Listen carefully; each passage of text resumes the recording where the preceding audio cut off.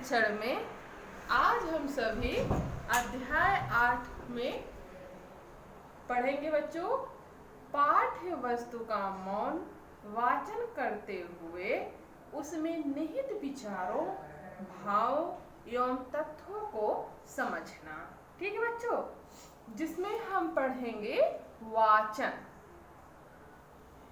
वाचन का अर्थ क्या है बच्चों? वाचन का अर्थ जिसमें है सामान्य रूप से वाचन का अर्थ पठन, साक्षरता एवं शिक्षा से लिया जाता है।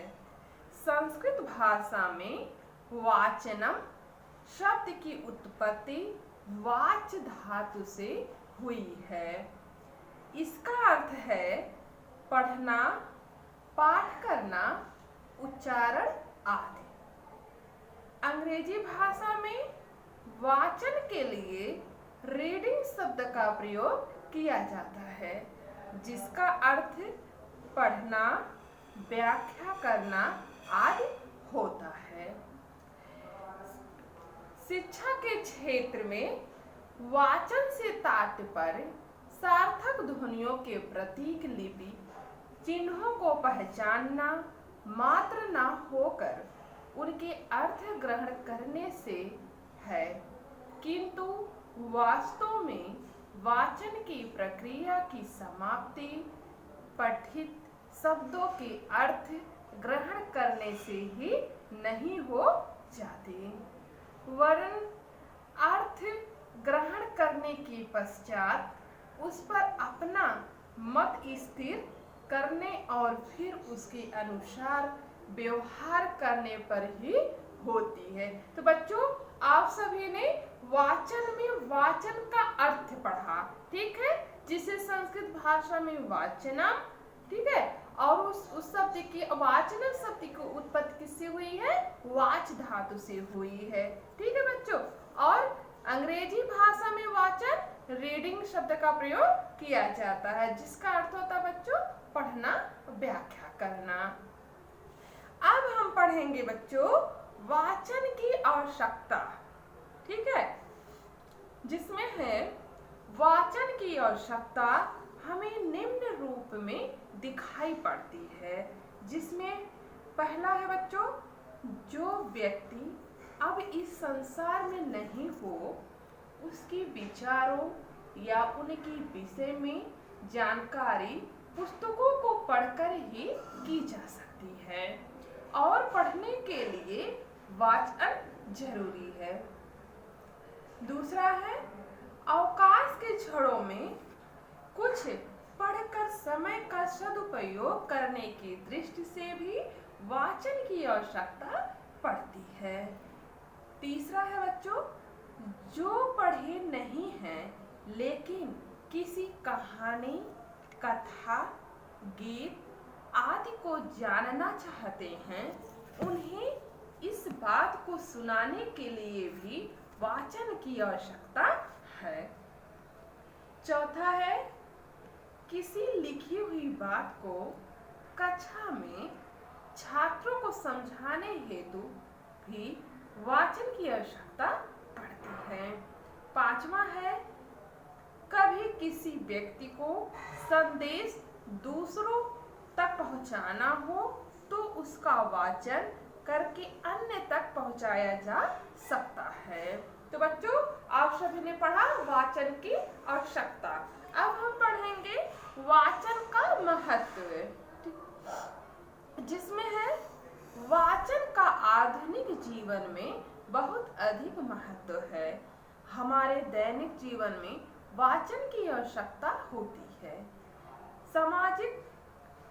सामाजिक जीवन में वाचन साक्षरता का पर्याय है, इसलिए शिक्षित व्यक्ति वही माना जाता है जो लिखी हुई बात को पढ़ सकता है, समझ सकता है तथा स्वयं भी लिख सकता है।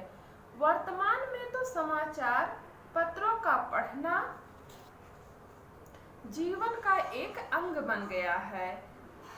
पत्र पत्रिकाओं में जन सामान्य रुचि लेने लगे हैं तथा प्रौढ़ एवं वृद्ध धार्मिक पुस्तकों के वाचन द्वारा अपना कार्य सिद्ध करते हैं। इसी प्रकार वाचन शिक्षा के क्षेत्र में अत्यंत महत्वपूर्ण है।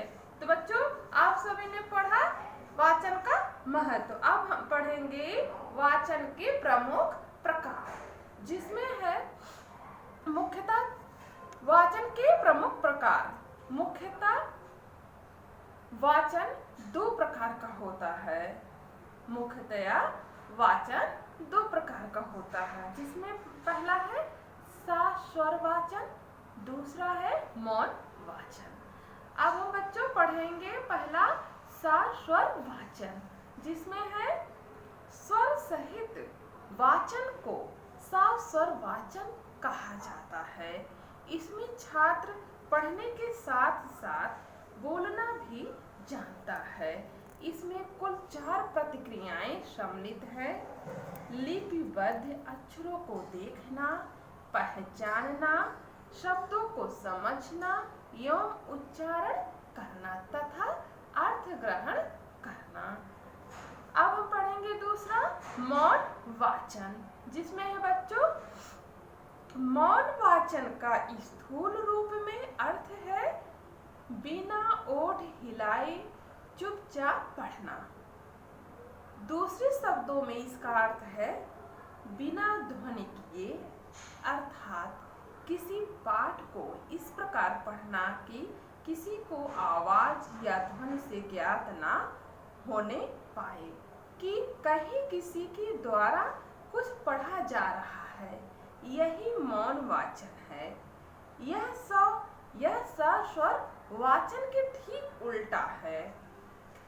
सा-स्वर वाचन में उच्चारण की शुद्धता, अशुद्धता सब कुछ वाचन के साथ साथ ही ज्ञात हो जाती है, इसमें नहीं।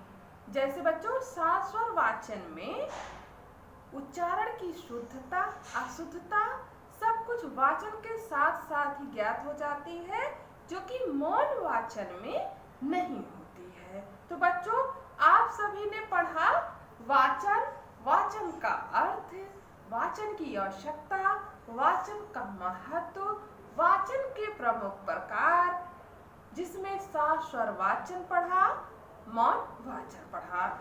आप सभी बच्चों गृह कार्य लिख लीजिए। वाचन से क्या अभिप्राय है?